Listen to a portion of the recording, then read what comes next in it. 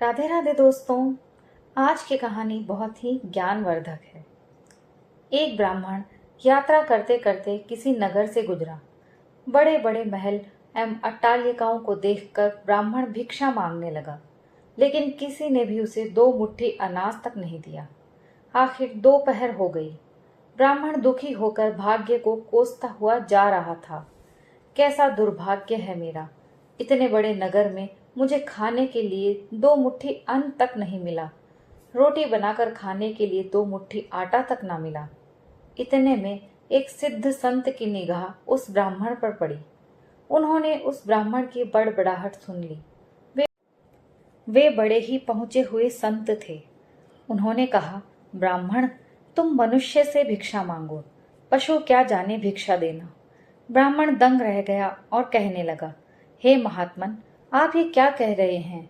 बड़ी अट्टालिकाओं में रहने वाले मनुष्यों से ही मैंने भिक्षा मांगी है। संत ने कहा, नहीं ब्राह्मण, मनुष्य शरीर में दिखने वाले वे लोग भीतर से मनुष्य नहीं। अभी भी वे पिछले जन्म के हिसाब ही जी रहे हैं। कोई शेर की योनि से आया है तो कोई कुत्ते की योनि से आया है, कोई हिरण की, कोई गाय की या भैंस की योनि से आया है। उनकी आकृति मानव शरीर की जरूर है, लेकिन अभी तक उनमें मनुष्यत्व निखरा नहीं, और जब तक मनुष्यत्व नहीं निखरता तब तक दूसरे मनुष्य की पीड़ा का पता नहीं चलता। दूसरे में भी मेरा ही दिल ही है। ये ज्ञान नहीं होता, तुमने मनुष्यों से नहीं, पशुओं से भिक्षा मांगी है। ब्राह्मण के चेहरे पर दुख स्पष्ट रूप से झलक रहा था, पर उसके चेहरे पर असहमति का भाव दिखलाई पड़ रहा था। सिद्ध पुरुष तो दूरदृष्टि के धनी होते हैं। उन्होंने कहा, देखो ब्राह्मण देवता, मैं तुझे ये चश्मा देता हूँ। इस चश्मे को पहनकर जा और कोई भी मनुष्य दिखे उससे भिक्षा मांग, फिर देख क्या होता है। ब्राह्मण जहाँ पहले गया था वहीं वापस गया। योग सिद्ध कला वाला चश्मा पहनकर गौर से देखा। ओहो, वाकई कोई कुत्ता है, कोई बिल्ली है तो कोई बघेरा है। आकृति तो मनुष्य की है, लेकिन संस्कार पशुओं के हैं।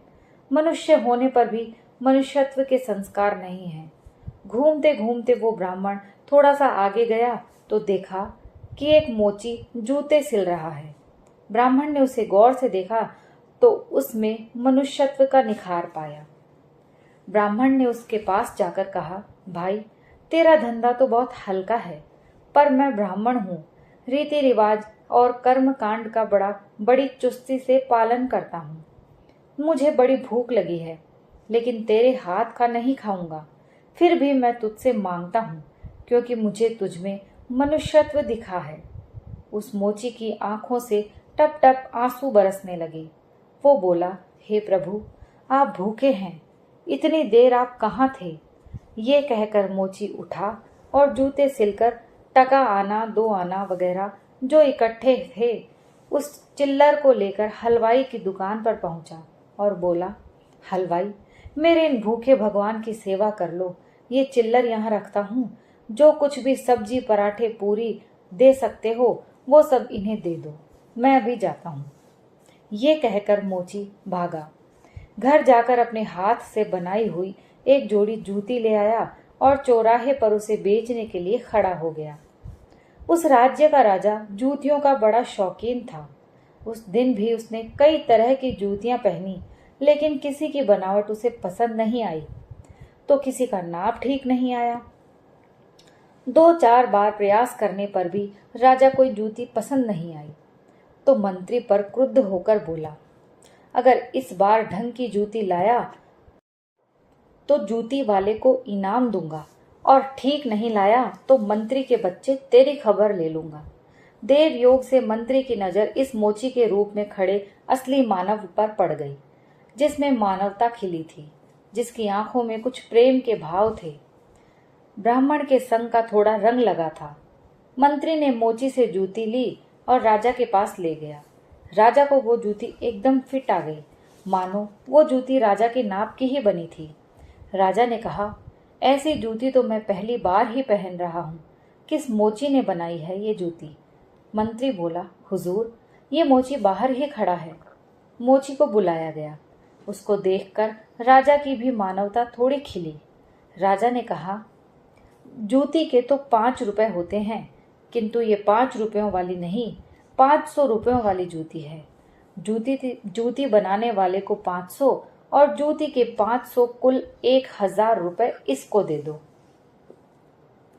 मोची बोला, राजा साहब तनिक ठहरिए, ये जूती मेरी नहीं है, जिसकी है उसे मैं अभी ले आता हूँ। मोची जाकर विनय पूर्वक ब्राह्मण को राजा के पास ले आया और राजा से बोला, राजा साहब ये जूती इन्हीं की है। राजा को आश्चर्य हुआ। वो बोला, ये तो ब्राह्मण है, इसकी जूती कैसे? राजा ने ब्राह्मण से पूछा तो ब्राह्मण ने कहा, मैं तो ब्राह्मण हूँ, यात्रा करने निकला हूँ। राजा ने कहा, मोची जूती तो तुम बेच रहे थे, इस ब्राह्मण ने जूती कब खरीदी और कब बेची? मोची ने कहा, राजा जी मैंने मन में ही संकल्प कर लिया था कि जूती की जो रकम आएगी वो इन ब्राह्मण देव की होगी। जब रकम इनकी है तो मैं इन रुपयों को कैसे ले सकता हूँ, इसीलिए इन्हें ले आया हूँ। ना जाने किसी जन्म में मैंने दान करने का संकल्प किया होगा और मुकर गया होऊंगा, तभी तो ये मोची का चोला मिला है। अब भी यदि मुकर जाऊं तो ना जाने मेरी कैसी दुर्गति हो। इसीलिए राजन ये रुपए मेरे नहीं हुए, मेरे मन में आ गया था कि इस जूती की रकम इनके लिए होगी।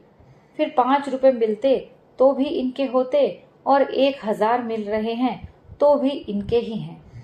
हो सकता है मेरा मन बेईमान हो जाता, इसीलिए रुपयों को नहीं छुआ और असली अधिकारी को ले आया। राजा ने आश्चर्यचकित होकर ब्राह्मण से पूछा, ब्राह्मण मोची से तुम्हारा परिचय कैसे हुआ? ब्राह्मण ने सारी आप बीती सुनाते हुए सिद्ध पुरुष के चश्मे वाली बात बतलाई। आपके राज्य में पशुओं के दीदार तो बहुत हुए, लेकिन मनुष्यत्व का विकास इस मोची में ही नजर आया। राजा ने कौतूहलवश कहा, लाओ वो चश्मा जरा हम भी देखें। राजा चश्मा लगाकर देखा। दरबारी वगैरह में उससे भी कोई सियार दिखा तो कोई हिरण, कोई बंदर दिखा, कोई रीछ। राजा दंग रह गया कि ये तो पशुओं का दरबार भरा पड़ा है। उसे जिज्ञासा हुई कि ये सब पशु हैं तो मैं कौन हूँ। उसने आईना मंगवाया और उसमें अपना चेहरा देखा। आईने में शेर दिखलाई पड़ा। उसके आश्चर्य की सीमा ना रही। ये सारे जंगल के प्राणी और मैं जंगल का राजा शेर, यहाँ भी इनका राजा बना बैठा हूँ। राजा ने कहा, ब्राह्मण देव, योगी महाराज का ये चश्मा तो बड़ा गजब है। वे योगी महाराज कहाँ होंगे? ब्राह्मण ने कहा, वे तो कहीं चले गए हैं। ऐसे महापुरुष कभी कभी ही और बड़ी कठिनाई से मिलते हैं। श्रद्धावान लोग ही ऐसे महापुरुषों से लाभ उठा पाते हैं। बाकी तो जो मनुष्य के चोले में पशु के समान हैं, वे किसी महापुरुष के पास रहकर भी अपनी पशुता नहीं छोड़ पाते। ब्राह्मण ने आगे कहा, राजन, अब तो बिना चश्मे के भी मनुष्यत्व परखा जा सकता है। व्यक्ति के व्यवहार को देखकर ही पता चल सकता है कि वो किस योनि से आया है।